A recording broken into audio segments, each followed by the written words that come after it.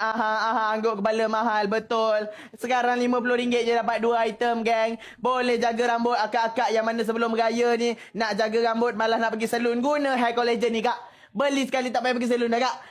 Mandi tu, waktu rambut basah tu, letak sikit je dekat rambut. Lepas tu, duduk gitu. Bilas rambut lawa, kak. Dengan Candita, kita bagi rambut selalu lawa lah. Keranamu mahkotaku maju-maju manja.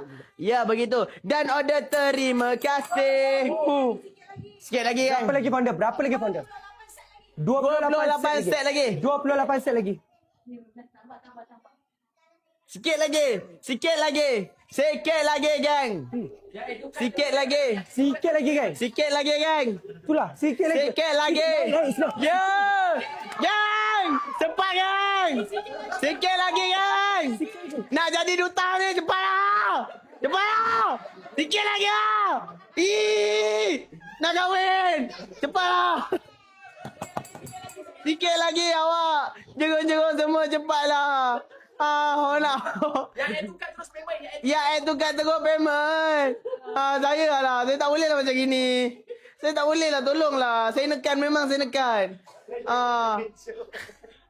Memang saya nekan. Tadi saya tak nekan awak buat relax je.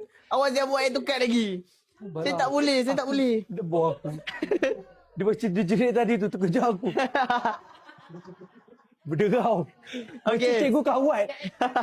Okey. Sorry. Saya salah. Okey.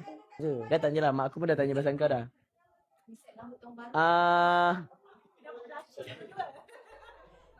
Nampak macam blusher aku bertambah ke? Yelah, sebelum ni tak ada lelaki pernah nak jumpa mak dengan ayah aku. Check out abang-abang kakak.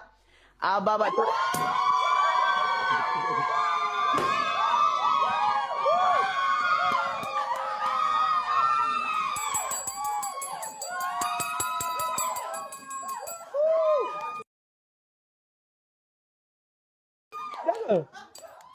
Dah.